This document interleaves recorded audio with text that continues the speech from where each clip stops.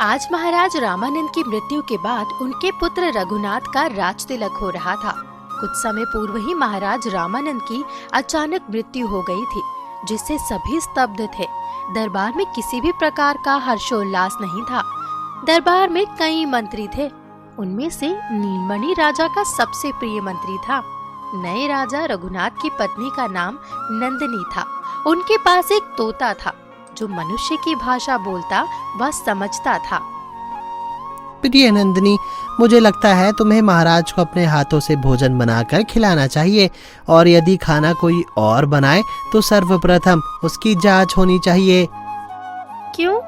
तुम ऐसा क्यों नहीं चाहते हो? मुझे इस महल में षड्यंत्र की बू आती है। अवश्य ही कोई न कोई महाराज के खिलाफ भी षड्यंत्र ही कर रहा होगा।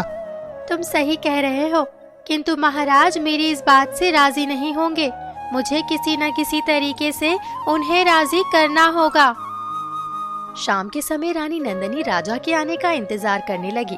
कुछ समय पश्चात जब राजा ने कक्ष में प्रवेश किया तो रानी उनसे कहने लगी, स्वामी, मैं एक महात्मा जी के पास गई थी। उन्होंने मुझे एक व्रत रखने के लिए कहा था। उसमें मुझे स्वयं भोजन बनाना होगा और आपको मेरे ही हाथों से बना भोजन खाना होगा। तो क्या तुम पूरा जीवन स्वयं ही भोजन बनाओगी? नहीं स्वामी, ये व्रत मात्र 3 महीने का होगा। अगर बीच में ये खंडित हुआ तो मुझे पुनः 3 महीने के लिए ऐसा ही व्रत करना होगा। ठीक है नन्नी, अगर तुमने ऐसा कोई व्रत लिया है तो अवश्य ही मैं भी उसमें भागीदार रहूंगा। धीरे धीरे सब ऐसे ही बीतता रहा। विवाह को 5 वर्ष पूर्ण हो चुके थे, किंतु अभी तक उनकी कोई संतान नहीं थी। एक दिन राजा ने अपने मंत्री से कहा, मंत्री जी, आप तो जानते हैं अभी तक हमारी कोई संतान नहीं है। मैं चाहता हूँ कि इस नगर के बड़े बड़े वैद्यों को बुलाकर रानी के लिए संतान प्रति की औषधि मंगवाई जाए। महाराज, कई वैद्यों को बुलाने की क्या आवश्यकता है जब हमारे नगर के बाहर इतने प्रसिद्ध वैद्य रहते हैं। तो देर किस बात की है मंत्री जी, जल्दी से उन्हें यहाँ बुलाओ। किंतु महाराज, वो नगर से बहुत दूर एक कुटिया में रहते हैं और वे अब काफी बूढ़े हो चुके हैं। वे यहाँ नहीं आ सकते। महारानी को ही लेकर उनके पास जाना होगा, तभी वो आपको समस्या बता सकते हैं। अगर रानी के समस्या बताने की बात है तो इसमें कौन सी बड़ी बात है। तुम रानी का तोता अपने साथ लेकर जाओ, रानी उसे अपनी समस्या बता देगी और वो तोता वैद्य जी को। मैं भी यही सोच रहा था महाराज, यही उचित रहेगा। मंत्री ने रानी के तोते को साथ लिया और वैद्य के पास जाने के लिए चल दिया। धीरे धीरे वो एक बड़ी जंगल में पहुंच गया। उसने तोते को हाथ में दबाकर पकड़ लिया। मुझे इस मंत्री की चाल कुछ ठीक नहीं लग रही है। अवश्य ही ये कोई षड्यंत्र कर रहा है। मंत्री जी, क्या आप मुझे थोड़ी देर के लिए आजाद कर देंगे? मुझे जंगल के फल खाने की बहुत इच्छा है। मैंने बहुत दिनों से जंगल के फल नहीं खाए। आज मैं तुझे एक ऐसा फल खिलाऊंगा कि तू कभी फल खाने के लायक नहीं रहेगा। तू बड़ा रानी का रक्षक बनता है ना, इसी के कारण रानी भी खूब उड़ती है। मैं कहाँ होशियार बनता हूँ मंत्री जी, होशियार तो आप हैं। मुझे तो जो भोजन दे दे मैं तो उसी का गुणगान करता हूँ। तेरी गर्दन मेरे हाथ में है, फिर भी तू होशियारी दिखाने से बाज नहीं आता। लेकिन मेरे हाथों से कोई बच नहीं सकता। राजा रामनंद को भी तो मैंने ही मौत के घाट उतारा था। आज तक कोई मुझे कातिल नहीं समझ पाया। तो आप ये भूल रहे हैं मंत्री जी कि मैं बोल भी सकता हूँ। ये बात मैं सभी को बता भी दूंगा। जिंदा बचेगा तब तो ना। मैं तुझे यहाँ मार कर महल में सबको बता दूंगा कि मौका मिलते ही तू घने जंगल में दूसरे तोतों के साथ उड़ गया। अरे मंत्री जी, इस नगर का राजा जिंदा रहे या मर जाए, वो राजा रहे या आप बन जाए, मुझे क्या। मैं तो बस भोजन से मतलब रखता हूँ। आप मुझे मारिए मत। आप चाहेंगे तो मैं वापस महल नहीं जाऊंगा। अच्छा, तू कहता है तो तुझे छोड़ देता हूँ ताकि तू मुझे राजा बनता देख सके, लेकिन मैं तेरे पंख जरूर काट दूंगा ताकि तू उड़ ना सके। ये कहते ही मंत्री ने अपनी म्यान से तलवार निकाली और तोते के दोनों पंख काट दिए और उसे झाड़ियों में फेंक दिया। झाड़ियों के पास ही एक लड़का मोहन बैठा था, जो मंत्री और तोते की बातें छुपकर सुन रहा था। अरे, ये तोता तो बिल्कुल मनुष्य के जैसे बोलता है। और ये व्यक्ति कितना निर्दयी है जिसने निर्दयता से इस बेचारे के दोनों पंख काट दिए। मोहन ने उस तोते को उठाया और प्यार से सहलाने लगा। मेरी मदद करो, उस निर्दयी मंत्री ने मुझे अधमरा करके छोड़ दिया है। अगर तुम चाहो तो मुझे ठीक कर सकते हो। इस पेड़ की छाल को रगड़कर अगर मेरे जख्म पर लगा दो तो मेरे पंख पुनः उग आएंगे। लेकिन मैं ऐसा क्यों करूं? इसमें मेरा क्या फायदा? अगर तुमने ऐसा कर दिया तो जो तुम कहोगे मैं वही करूंगा। ठीक है, अगर ऐसा है तो तुम ठीक होने के बाद मेरे साथ ही रहोगे। मोहन ने पेड़ की छाल का रस तोते के पंखों पर लगा दिया तो उसके पंख फिर से निकल आए। कुछ ही देर में वो पूरी तरह से ठीक हो गया। तुम्हारा बहुत बहुत धन्यवाद मित्र, लेकिन अब तुम्हें मेरा एक और काम करना होगा। अभी तो तुम मेरे हाथ पैर जोड़ रहे थे और अब मुझे आदेश दे रहे हो। मेरी बात मानने में तुम्हारी ही भलाई है। मैं तुम्हें बहुत धनवान बना दूंगा और बहुत सुंदर लड़की से तुम्हारा विवाह भी करवा दूंगा। तुम बस उस मंत्री का पीछा करो और उसकी गतिविधियों पर नजर रखो। तोते की बात सुनकर मोहन मंत्री के पीछे पीछे चल पड़ा और घने जंगल में पहुंच गया। मंत्री घने जंगल में एक वैद्य के पास पहुंच गया। मोहन भी कुटिया के बाहर ही खड़े होकर दोनों की बातें सुनने लगा। वैद्य जी, मैं महारानी के लिए औषधि लेने आया हूँ। कोई ऐसी औषधि बना दो कि महारानी जीवन भर के लिए बांझ बनकर रह जाए। अरे मंत्री जी, भला मैं ऐसा कैसे कर सकता हूँ? मेरा काम तो लोगों का भला करना है। मैं किसी को गलत दवा नहीं दे सकता। मैं जितना कहता हूँ तुम उतना ही करो।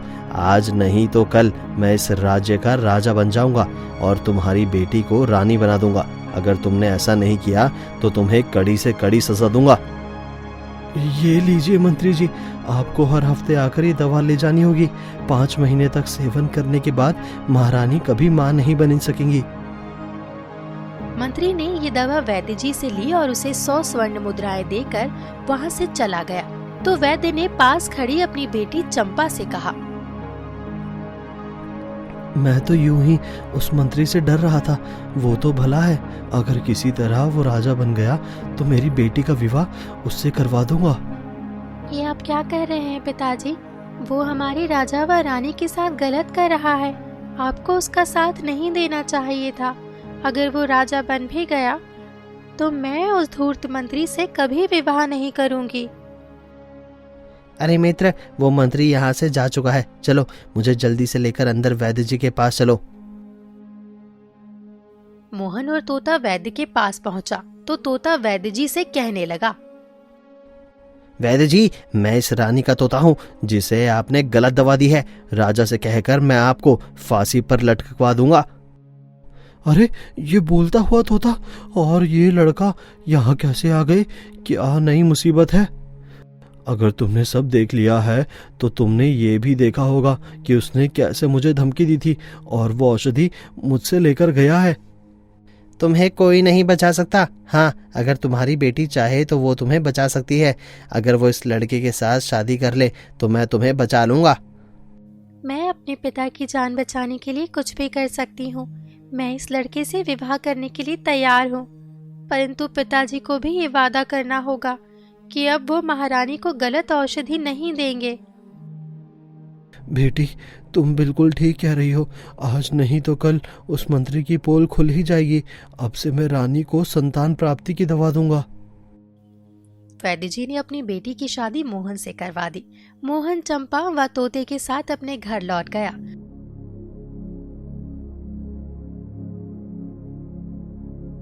उधर मंत्री भी महल लौटा तो तोता उसके साथ नहीं था।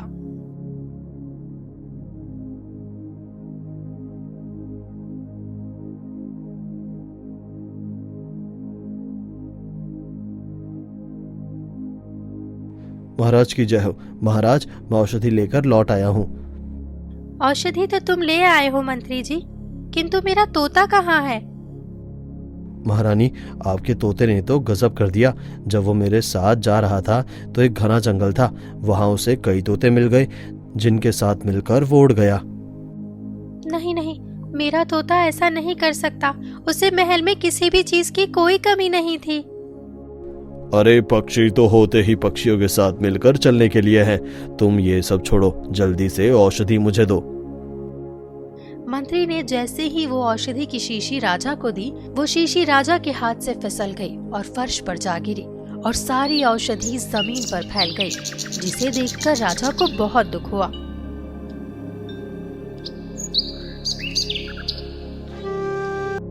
अरे अरे, ये क्या, मेरी लापरवाही से सारी औषधि बर्बाद हो गई। इस मूर्ख राजा के चलते सारी औषधि बर्बाद हो गई। मेरे किए कराए पर पानी फेर गया। चलो अच्छा, कोई बात नहीं। आज आप थक गए होंगे मंत्री जी, कल पुनः जाकर उन वैद्य जी से दोबारा औषधि ले आना।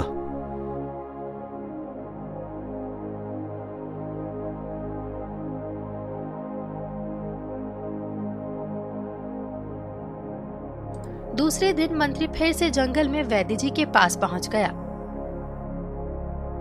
वैद्य जी, कल की ये औषधि तो उस बेवकूफ राजा से बर्बाद हो गई। मुझे पुनः वही औषधि बनाकर दे दो।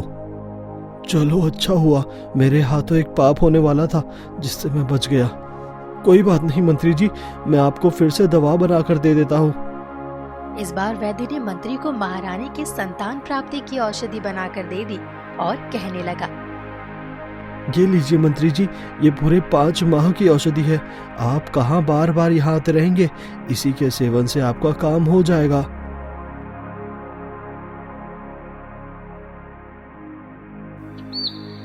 मंत्री ने वो दवा लाकर रानी को दे दी। रानी निरंतर उस औषधि का सेवन करने लगी। धीरे धीरे ऐसे ही समय बीतता रहा।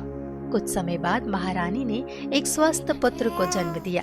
पूरे महल में खुशी का माहौल था, किंतु मंत्री के चेहरे पर 12 बजे थे। उस धूर्त वैद्य से तो मैंने रानी के बांझ होने की औषधि ली थी। उसने मुझे धोखा दिया है। मैं उस व्यक्ति को छोड़ूंगा नहीं। मंत्री जी, आज मैं बहुत प्रसन्न हूँ। आपके द्वारा लाई गई औषधि से मैं पिता बन गया हूँ। मैं आपको ढेर सारा इनाम देना चाहता हूँ, और इनाम का हकदार तो वो वैद्य भी है। उसे भी इनाम स्वरूप 1000 स्वर्ण मुद्राएं दूंगा। राजा ने 1000 स्वर्ण मुद्राओं की थैली मंत्री को व 1000 स्वर्ण मुद्राओं की थैली वैद्य को देने के लिए मंत्री को आदेश दिया।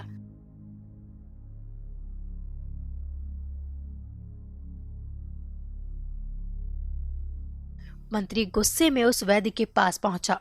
रास्ते में उसे तोते ने वैद्य के पास जाते हुए देख लिया था।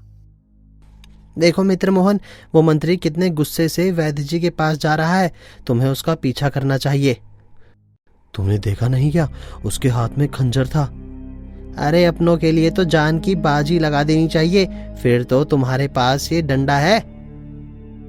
मंत्री गुस्से से वैद्य जी को भला बुरा कहने लगा और अपनी म्यान से तलवार निकालकर उस पर हमला करने ही वाला था कि पीछे से मोहन ने उसके पैरों पर डंडा मार दिया। उसे कुछ भी समझ नहीं आया कि मोहन ने उसकी पिटाई क्यों कर दी। सुनो मंत्री जी, अगर तुम दोबारा इस जंगल में दिखाई दिए तो मैं तुम्हें जान से मार दूंगा।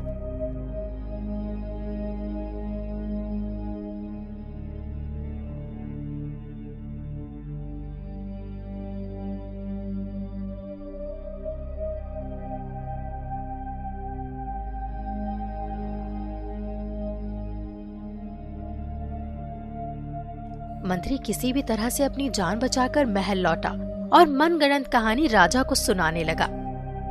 महाराज, मैं स्वर्ण मुद्राओं की थैली लेकर वैद्य जी के पास जा ही रहा था कि रास्ते में मुझे एक लुटेरा लड़का मिल गया।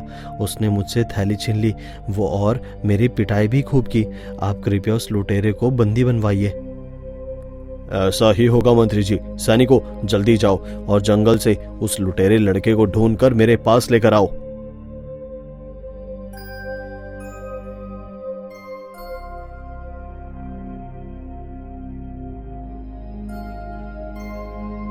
राजा का आदेश पाते ही सैनिक उस जंगल की ओर चल पड़े। वह कुछ ही समय बाद उन्होंने मोहन व उसके तोते को पकड़कर राजा के सामने उपस्थित किया।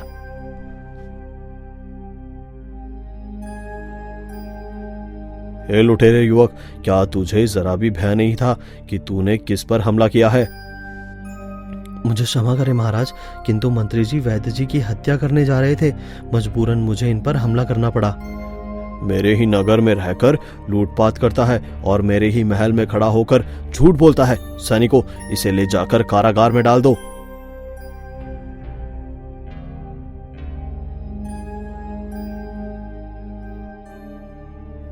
मोहन के कारागार में चले जाने के बाद वो तोता उड़कर रानी के पास पहुंच जाता है। रानी उसे देखकर बिल्कुल भी खुश नहीं हुई। प्रिय नंदिनी, क्या तुम अभी भी मुझसे नाराज हो? तुम मेरे पास क्यों आए हो? जाओ, अपने मित्र तोतों के पास लौट जाओ। अरे मैं किसी तोते के पास नहीं गया था। उस दुष्ट मंत्री ने मुझे घायल करके जंगल में फेंक दिया था। मेरी रक्षा इस लड़के ने की जो इस वक्त कारागार में है। जिस मंत्री की तुम बुराई कर रहे हो, उसी मंत्री की लाई हुई औषधि की वजह से मैं माँ बनी हूँ। धीरे धीरे थोड़ा समय ऐसे ही बीत गया। एक दिन मंत्री ने रानी के बेटे को मौत के घाट उतारने की चाल चली। तोते ने ये सब सुन लिया था।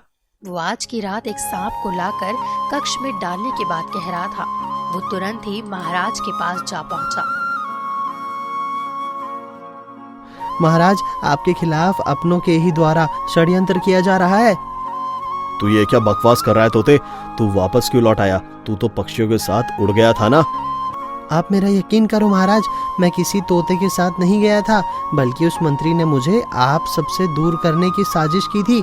वो इस वक्त आपके पुत्र को भी आपसे दूर करने की साजिश कर रहा है। ये तू क्या कह रहा है दुष्ट तोते?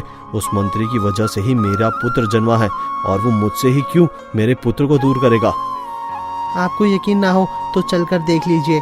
अभी शाम को मंत्री एक जहरीले सर्प को आपके पुत्र के कक्ष में पलंग के नीचे छोड़ने वाला है, जिससे वो सांप आपके पुत्र को डस लेगा। और अगर ऐसा नहीं हुआ तो मैं तुझे मौत के घाट उतार दूंगा। ठीक है महाराज, मुझे मंजूर है, किंतु सर्प आपके पुत्र को डसे उससे पहले आप कक्ष में चलिए। राजा जैसे ही अपने पुत्र व रानी के कक्ष में पहुंचे तो उन्होंने देखा कि सचमुच एक सर्प पलंग के नीचे बैठा है। वह मंत्री खिड़की से भागने का प्रयास कर रहा है। सैनिकों, सांप सांप, जल्दी से सांप को बाहर फेंको और इस दुष्ट मंत्री को बंदी बना लो। देखा महाराज, मैं बिल्कुल सच कह रहा था। ये मंत्री बहुत ही बुरा है। ये उस वैद्य को इसलिए मारने गया था क्योंकि उसने रानी को इसके बताए अनुसार बांझ की औषधि नहीं बल्कि पुत्र प्राप्ति की औषधि दी थी। वो इस लड़के मोहन ने वैद्य जी को बचा लिया। आप कृपया उसे रिहा कर दीजिए। तुम बिल्कुल ठीक कह रहे हो प्रिय तोते, मुझसे बहुत बड़ी भूल हो गई। मैं अभी जाकर उस युवक को रिहा करवाता हूँ जिसके कारण मेरे पुत्र की जान बच पाई है। राजा ने मोहन को तुरंत ही कारागार से रिहा करवा दिया। वह ढेर सारा धन देकर उसे विदा किया। तोता भी रानी के साथ रहने लगा। वह नन्हे बालक की देखभाल करने लगा।